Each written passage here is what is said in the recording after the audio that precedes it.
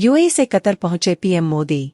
संयुक्त अरब अमीरात के उपराष्ट्रपति शेख मोहम्मद बिन राशिद अल मखतूम ने बुधवार को प्रधानमंत्री मोदी के साथ द्विपक्षीय बैठक की। इस बैठक के दौरान यूएई के उपराष्ट्रपति ने पीएम मोदी को अपनी किताब माई स्टोरी की एक प्रति भेंट की। इस किताब के साथ ही यूएई के उपराष्ट्रपति ने प्रधानमंत्री मोदी को निजी संदेश भी दिया। पीएम मोदी ने भी बैठक के बाद सोशल मीडिया पर साझा एक पोस्ट में शेख मोहम्मद बिन राशिद अल मखतूम की तारीफ की। बैठक के दौरान दोनों नेताओं के बीच कई मुद्दों पर बातचीत हुई। बैठक के दौरान दोनों नेताओं ने दुबई के विकास में भारतीय मूल के लोगों के योगदान की भी जमकर तारीफ की। खासकर दुबई के व्यापार, सर्विस और पर्यटन के क्षेत्र में ग्लोबल हब बनने की दिशा में भारतीय मूल के लोगों का विशेष योगदान है। भारतीय विदेश मंत्रालय ने बयान जारी कर बताया कि दोनों नेताओं के बीच द्विपक्षीय सहयोग बढ़ाने, व्यापार, निवेश, तकनीक, अंतरिक्ष, शिक्षा के क्षेत्र में भी सहयोग बढ़ाने पर बात हुई। फिर प्रधानमंत्री नरेंद्र मोदी यूएई का दौरा संपन्न करने के बाद बुधवार देर रात अपनी विदेश यात्रा के दूसरे पड़ाव कतर पहुंचे। पीएम मोदी गुरुवार को दोहा में कतर के अमीर शेख तमीम बिन हमद अल थानी के साथ द्विपक्षीय बैठक करेंगे।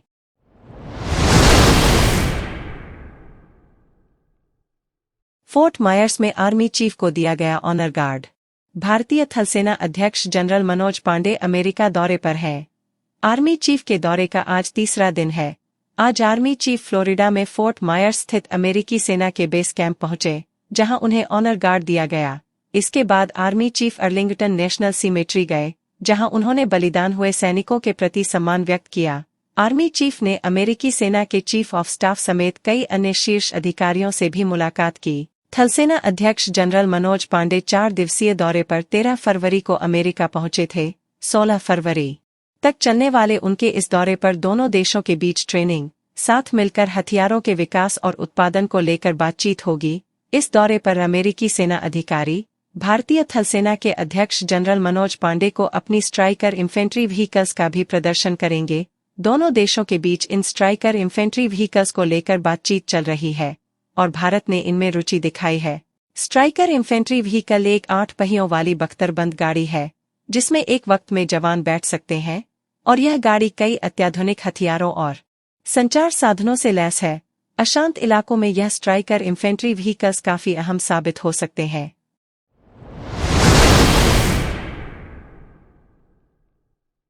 आसाम के बीच सीएम मनोहर लाल का बयान। हरियाणा के सीएम मनोहर लाल ने गुरुवार को किसानों के दिल्ली कूच पर बयान दिया। सीएम मनोहर लाल ने कहा कि किसानों के तरीके से आपत्ति है, वे लोकतांत्रिक तरीके से अपनी बात रखें। ट्रैक्टर खेती के लिए है, ट्रांसपोर्ट के लिए नहीं। बातचीत से समाधान निकलेगा। दिल्ली जाना सबका लोकतांत्रिक अधिकार है, लेकिन जाने से पहले मोटिव होना चाहिए। सीएम ने कहा कि पिछले साल किसान आंदोलन में क्या हुआ था सबने देखा। किसानों ने पहले भी आंदोलन किया था, लेकिन इससे आम लोगों को परेशानी होती है। मुख्यमंत्री मनोहर लाल ने पंजाब सरकार पर निशाना साधते हुए कहा कि उनका पंजाब का अनुभव अभी नया है। हरियाणा जैसी परेशानी झेलेंगे तब समझ आएगा। बॉर्डर सील होने से लोग परेशान होते हैं। सीएम बोले, हमारा किसान संतुष्ट है, पंजाब को देखना चाहिए। पंजाब के किसानों की समस्याओं का हल पंजाब को ही निकालना है।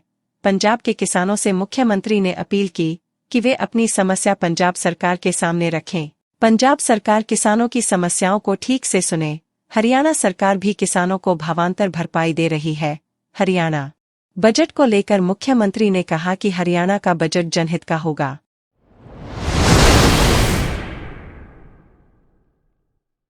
संदेशखाली मामले, बीजेपी और टीएमसी आमने सामने। पश्चिम बंगाल के संदेशखाली में महिलाओं के साथ कथित तौर पर हुए अत्याचार के आरोपों को लेकर भाजपा ने विधानसभा में जमकर हंगामा काटा। इसके बाद उसके विधायकों को सदन से निलंबित कर दिया गया।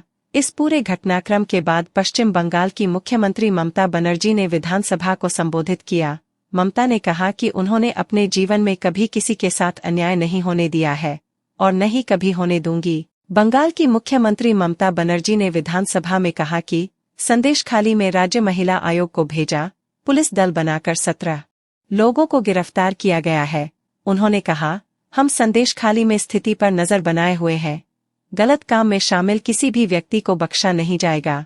गौरतलब है कि संदेशखाली में स्थानीय लोगों की तरफ से टीएमसी के कुछ नेताओं पर अत्याचार के आरोप लगाए गए हैं।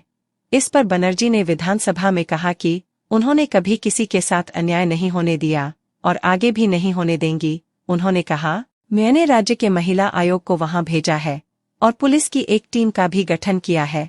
ममता ने कहा कि राज्य सरकार ने स्थिति को संभालने के लिए हर संभव कदम उठाया है।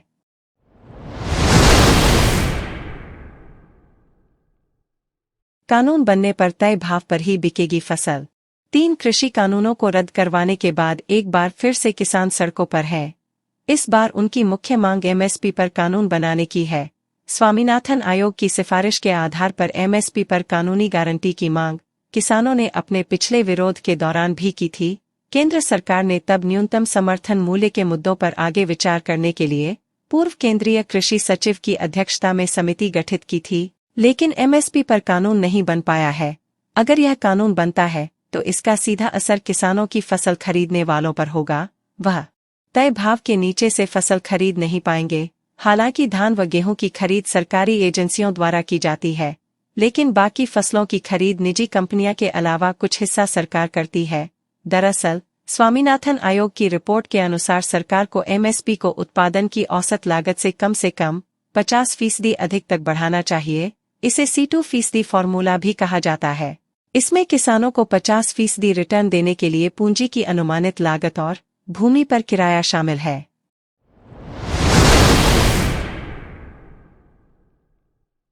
व्यापार घाटे में आई कमी। 15 फरवरी को वाणिज्य मंत्रालय की ओर से जारी आंकड़ों के अनुसार 2024 के पहले महीने में भारत का निर्यात $36.92 बिलियन था। यह जनवरी 2023 के $35.80 बिलियन से अधिक है, लेकिन दिसंबर 2023 के $38.45 बिलियन से कम है। जनवरी में भारत का व्यापारिक व्यापार घाटा घटकर $17.49 अरब हो गया, क्योंकि लाल सागर में चल रहे संकट के बावजूद निर्यात में सालाना आधार पर 3.1% की वृद्धि हुई। दिसंबर 2023 में मर्चेंडाइज ट्रेड डेफिसिट $19.80 अरब था।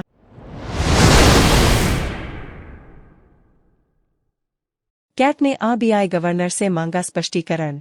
Reserve bank of India RBI द्वारा पेटीएम पर लगाए प्रतिबंधों के संबंध में देश के सबसे बड़े व्यापारिक संगठन Confederation of All India Traders CAIT ने रिजर्व बैंक गवर्नर से स्पष्टीकरण देने की मांग की है। इसके पीछे उन्होंने ग्राहकों और व्यापारियों की चिंता का तर्क दिया है। कैट के महामंत्री प्रवीण खंडेलवाल ने गुरुवार को आरबीआई गवर्नर शक्तिकांत दास को पत्र लिखा है। इसमें पेटीएम पेमेंट्स बैंक के संबंध में ग्राहकों और व्यापारियों का धन सुरक्षित है या नहीं बात का उल्लेख किया गया है।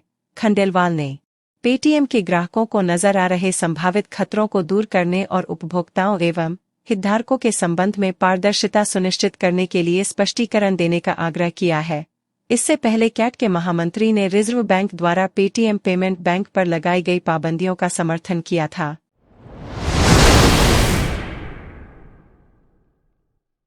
ईसी ने गृह मंत्रालय से की विशेष मांग।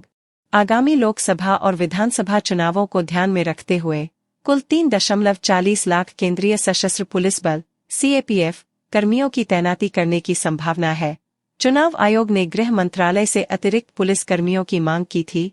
बता दें कि इस लोकसभा चुनाव के साथ आंध्र प्रदेश, अरुणाचल प्रदेश, ओडिशा और सिक्किम में विधानसभा चुनाव भी होगा। चुनाव आयोग द्वारा कुल 3.40 लाख केंद्रीय सशस्त्र पुलिस बलों की तैनाती की मांग करने वाले प्रस्ताव पर विचार करने के बाद ही गृह मंत्रालय कोई निर्णय लेगा।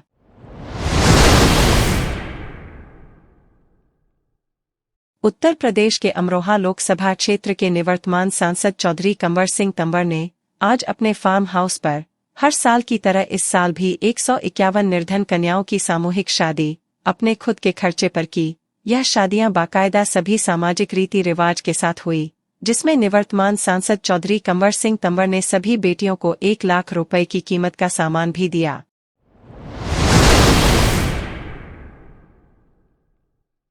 एमसीबी जिला मुख्यालय मनेंद्रगढ़ में 34वां सड़क सुरक्षा सप्ताह का आयोजन किया गया, जिसमें मुख्य रूप से collector D Rahul Venkat, SP Chandramohan Singh उपस्थित रहे। इस दौरान पुलिस ने बाइक रैली का आयोजन किया, जिसमें सभी पुलिसकर्मी हेलमेट पहनकर बाइक चलाए। थाना प्रभारी ने स्वयं पूरे शहर में ट्रैफिक नियम का पालन करने सभी लोगों को समझाइश दी। वहीं दीनदयाल चौक पर स्वास्थ्य शिविर का आयोजन किया गया, जिसमें लोगों की आंख की जांच, शुगर और बीपी की जांच के साथ जरूरतमंदों को निःशुल्क दवा वितरण किया गया। साथ ही कलेक्टर, एमसीबी व एसपी के द्वारा हेलमेट का उपयोग करने वालों को सम्मानित किया गया।